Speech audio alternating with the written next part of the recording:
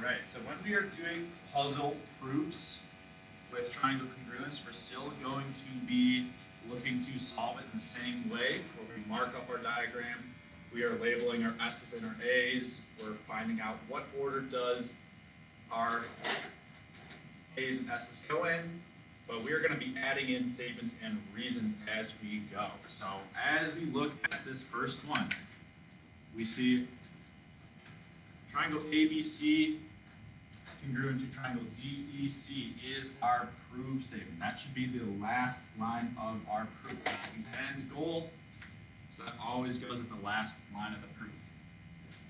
We want to think about how do we get there. So if we're thinking back to how we set up our proofs, we always look for that given information first. Well, it looks like we've got some tick marks here on our two triangles. So ABC has side AC with one tick mark, and triangle DEC has side DC with a matching one tick mark. So those two sides are congruent. So we can highlight them, we can mark them up, and we can say we've got a pair of S's. Down here I'm going to write what our pairs are, just like we normally would. We've got one pair of blue sides. We also have two sides that have the double matching tick marks. So side EC has two tick marks. Side EC has two tick marks. There's another pair of S's that we can put down at the bottom for our pairs. And that's the given information. When we think about how we do our two-column proofs, the given information is almost always going to be the first couple of lines. So if we look at these statements and reasons here, we do have that BC is congruent to EC that we talked about. We highlighted in green because they have the double matching tick marks.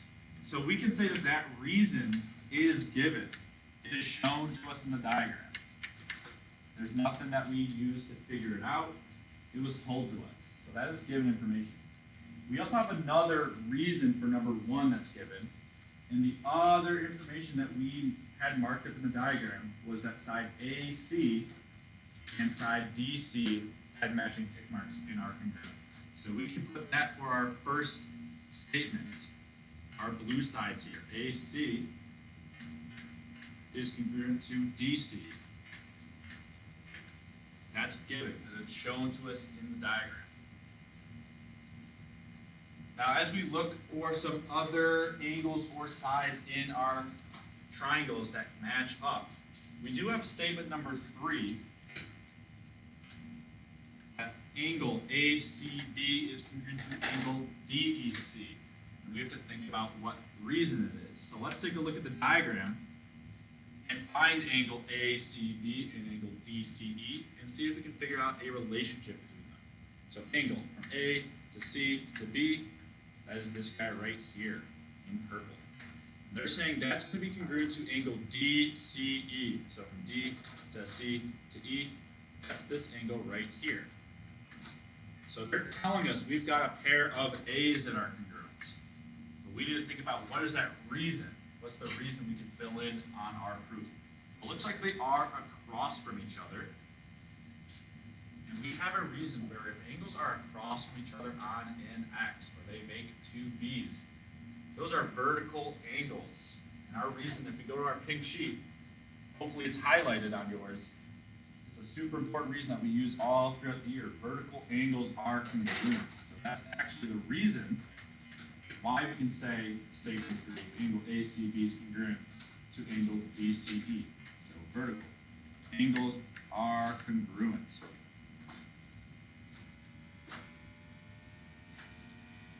And then comes our last reason. How can we now say that triangle ABC is congruent to triangle DEC? Well, this is where we want to think about those 5 congruence postulates and theorems in our notes. If we look at our pairs that we wrote down, we have a blue S, a green S, and a purple A. But order is important. Order matters. We want to think about what order do these letters go in. So we've talked about figuring out that order by placing our hand over one of the triangles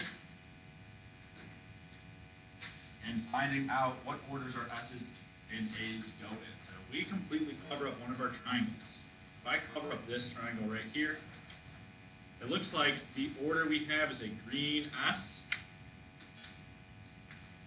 followed by this purple A, followed by the blue S. That angle is in between my two S's. So our correct order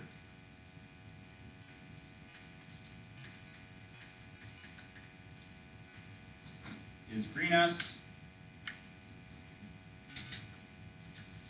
green S, purple A, and blue S. And it looks like that is our side angle side congruence, SAS. And it is super, super important that you put this congruent symbol after SAS. It's not just SAS, it's SAS congruence.